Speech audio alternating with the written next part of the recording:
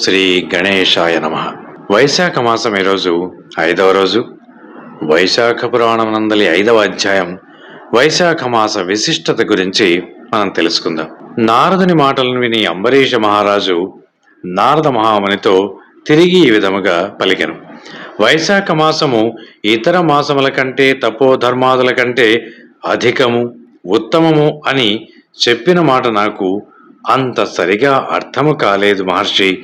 ఏ కారణము వలన వైశాఖము అన్నింటికంటే ఉత్తమమైనదో నాకు సవివరముగా తెలుపుడు అంటూ పలికెను. అప్పుడు నారదుడు కూడా ఈ విధముగా సమాధానమునిచ్చను. ఓ అంబరీష మహారాజా, మరొకసారి తెలిపెదను, శ్రద్ధగా వినుము.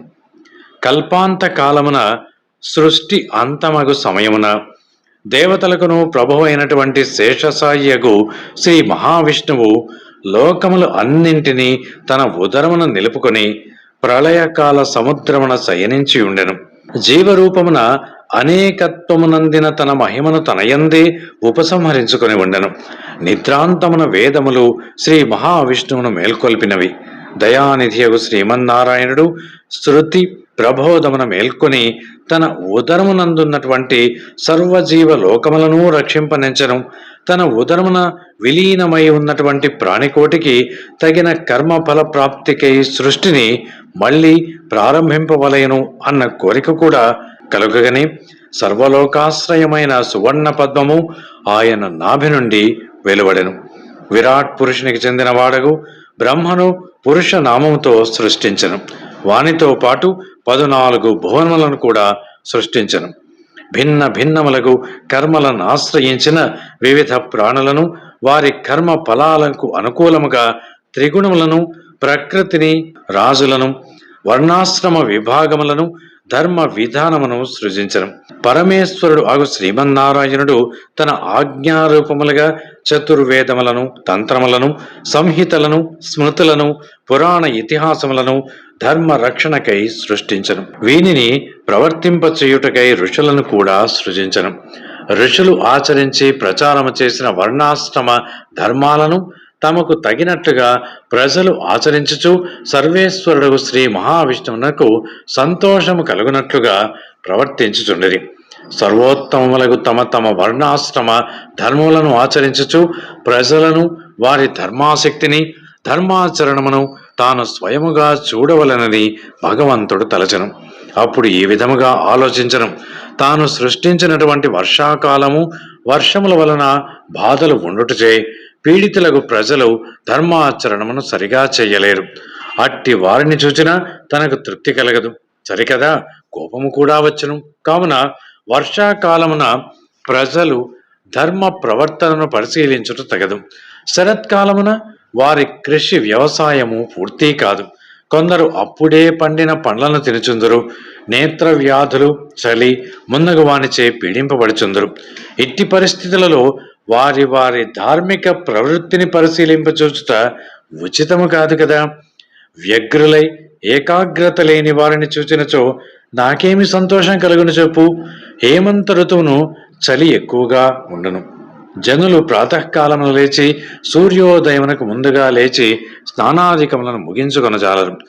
చలిగాలికి చిక్కి ప్రాతకాలమున లేని వారిని చూచినంతనే మిక్కిలి కోపం వచ్చును. నేను సృష్టించిన ప్రజలపై నాకు కోపం వచ్చినచో వారికి శ్రేయస్కారము కాదు కదా. శిశిర ఋతువున ప్రజలను చూడబోయినచో ఎట్లుండును. చలి మిక్కుటముగా ఉండుటచే ఆ కాలమున ప్రజలు సూర్యోదయమునకు ముందుగా లేవకుండా ఉందురు. ఆ కాలమున తమకు కావలసిన ఆహారమును వండుకొనుటకును సోమరులై పండిన పండ్లను తినుచుందురు. అనగా సులభముగా లభ్యమగున్నటువంటి ఆహారములకే ఎక్కువగా ఇష్టపడుచున్నారు.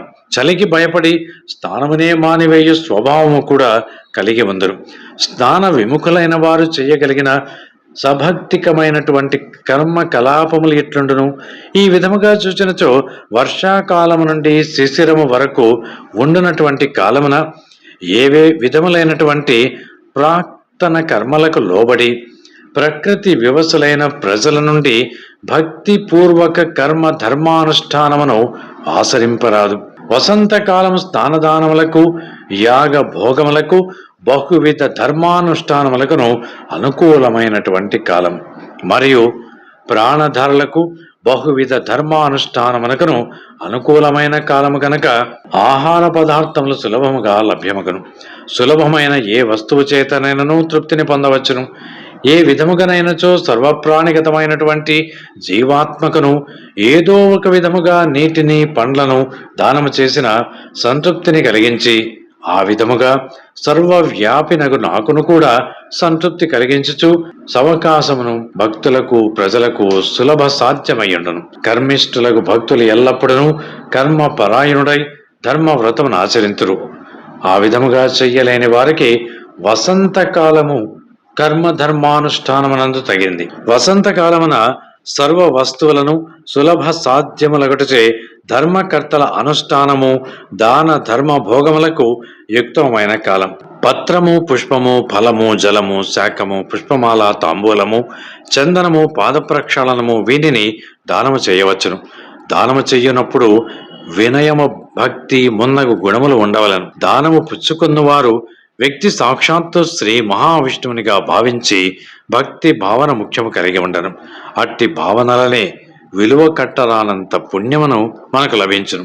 భక్త సులభుడకు దయాశాలియగు శ్రీ మహావిష్ణువు ఆలోచించి శ్రీ మహాలక్ష్మితో కలిసి లోక సంచారమునకై బయలుదేరి వెళ్ళను. పుష్ప ఫల పూర్ణములకు అడవులను, పర్వతములను, లతా తరువులను, జలపూర్ణములైన నిర్మల ప్రవాహములను, నదులను, తుష్టి పుష్టి కల ప్రజలను చూచుచూ ఉత్తమములకు మునుల ఆశ్రముల యుక్తులైన జనులు పవిత్రతను అందమును కలిగించుచు ముగ్గులు మున్నగు వానితో ఇండ్ల ముంగిళ్లను ఫలపుష్పాదులతో వ్రతములను ఆచరించుచు భక్తులతో నిండి సందడిగా ఉన్నటువంటి తోటలను శ్రీ మహావిష్ణువు లక్ష్మీ సమేతుడై తిలకించును. భక్తియుక్తులై వినయాది గుణములతో వ్రతములను కూడా ఆచరింతురు. యథాశక్తిగా దాన ధర్మములను చేయవలను.